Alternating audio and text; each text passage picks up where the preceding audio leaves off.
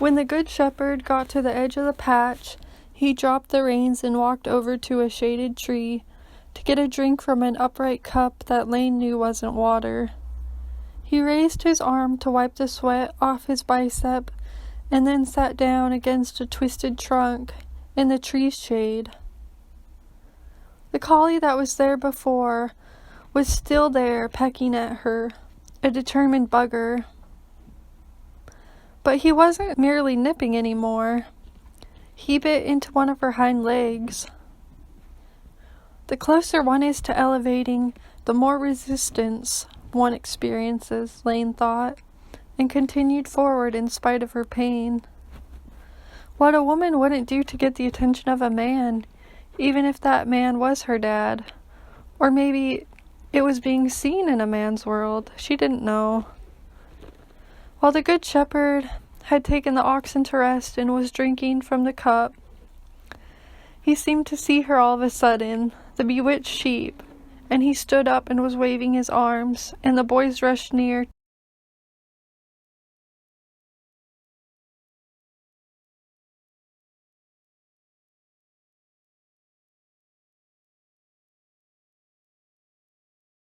Everyone seemed to be yelling, but they couldn't stop her from wanting to get through to him. Maybe if he knew how much she loved him, things wouldn't have gone the way they did. Laine came up to him and started bleeding. He undid his braided robe and waved it in her face, trying to get her to go away, and shoved her with his elbow. She tapped a hoof on one of his thighs. "Please acknowledge me in some way. Clap if you can understand me," Laine said. But he could not understand her. It was now that she was the other species, literally, while she'd always seen him as the rare jewel, the celestial being, and the animal species near extinction. Most kids had their dad around to take for granted, but for Laine his absence only made his presence stronger. She snapped up a piece of fabric from his tunic in her teeth. "Where does the body go when the spirit leaves it? Where do we go when we die?" A woman with Mom's voice called from the hut. "Come on, get your dinner. It's getting cold. You can go back to work later." Laine knew she was able to move against the pattern, the habits of her fathers and her forefathers, but it was not easy. How she yearned to be close to him. She'd do anything. She wanted to ride dirt bikes again, like the one time they visited the Jibo cemetery. Except she was always content riding on the back of Dad's motorcycle, while he wanted her to ride her own. She heard the story about the motorbike crash in Elko, Nevada, where Dad used to live, and how the bike was flattened into a tin can, what Mom called his crotch rocket. From the strange things that happened, it seemed like for a large part the truths were concealed from her, so she only knew half-truths. She didn't even know how he died exactly, and wondered if it was really a heart attack like Mom said.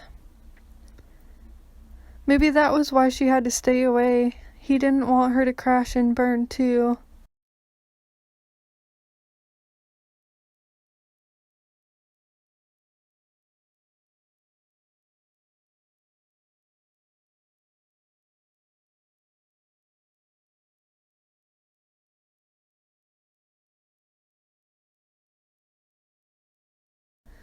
He always wanted her to be the type who had biceps,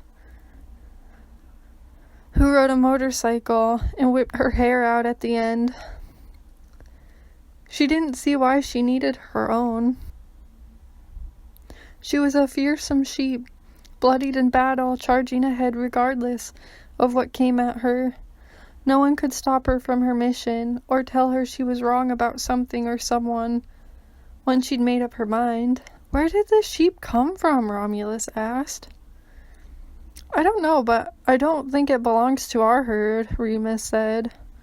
None in our herd have this rebellious nature. She hadn't realized she had bitten down, clamped on, unwilling to let go of his tunic until she was being wrenched apart. As a sheep, she naturally wanted to sink her teeth into everything, and took to everything, sex, alcohol, though nothing seemed to satisfy her. The grief rested in Laine's throat and spilled out of her eyes, but at first it was pure bewilderment that seized her, and she could do nothing but stand in her tracks. Laine looked around, squinting her animal eyes. She'd lost all her dignity. Snot was running down her snout. She'd never be able to wipe it. Remus straightened his tunic. Romulus looked at Laine with compassionate eyes, and the good shepherd spat. "Come on," Remus said, sneering behind him as they walked to the hut. Romulus's eyes stayed on Laine, and he was the last to follow as the men went up the stone path to the hut.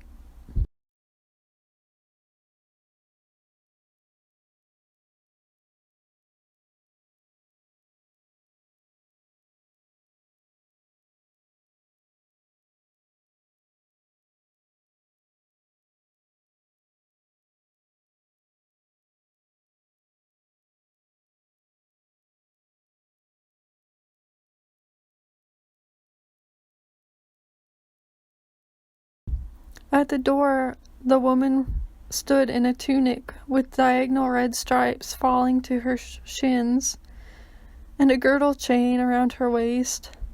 A white cloth fell loosely around her dark hair, but was cinched closely in place around her nape.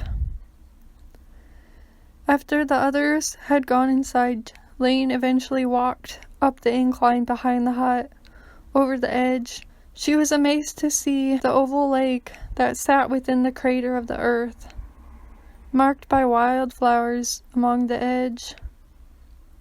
Her hooves flung tiny sediments over the ridge, where the lake glued around the dark trees.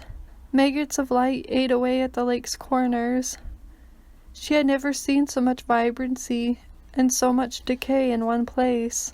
Ravens balked and birds' chatter filled the air at the decomposing red deer, which she could see the carcass of in the black-gray dirt 2 feet below. The smell, like very bad breath by a schoolteacher who only drank coffee for breakfast. She cracked branches with her hooves, like cracked knuckles, and had to hop in place to find her way out from some thick bracken and fallen logs. When she'd got to the end of the trees, the sun was so bright she thought she was in heaven. It covered her sheep body, pressing into her bulging eyes like it was anointing her.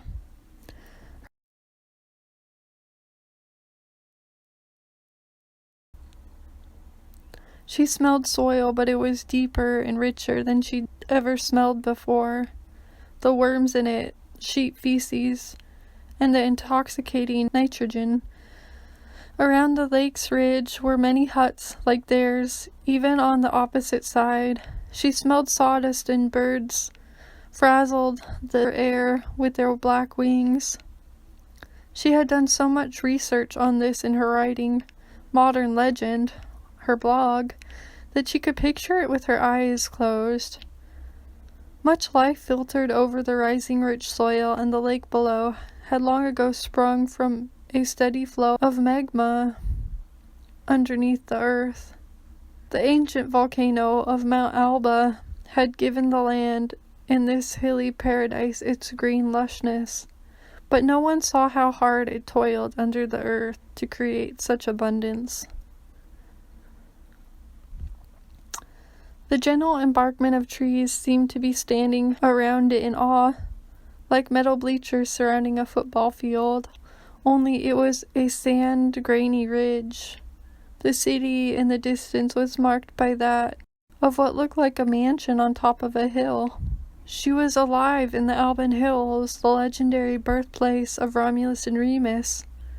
That meant she was only about 20 miles southeast of what would be present-day Rome, and the village she was seeing was the prehistoric village called Albalonga, with the palace on the opposing ridge leading off the promontory of a steep cliff. With the beauty around her, she almost forgot her troubles. What could she do anyway? She was an animal, not human. Instead of feeling helpless, this helped her to surrender. She didn't even have a voice to take for granted anymore. And she wondered where Laine's body was while her soul was in this body. Father Rivali had said she needed healing, but she wondered how she would find it. She lay down, with her oddly cute hooves denting the earth in leaf-sized depressions. With her teeth still throbbing, she dunked her head instinctively to drink water trickling from a nearby stream. On her way back to the ridge, she realized it could happen to anyone. One could rise above one's circumstances and persevere. It was important to believe in oneself and chase after one's dreams, rather than just letting life happen, or live as others thought one should. She realized she had to at least try after her dreams. Too tired to move, Laine collapsed on her haunches, the lushness swallowing her whole, and fell asleep. Thanks for watching my video, guys. I'll be back with another video next Wednesday. Until then, ciao!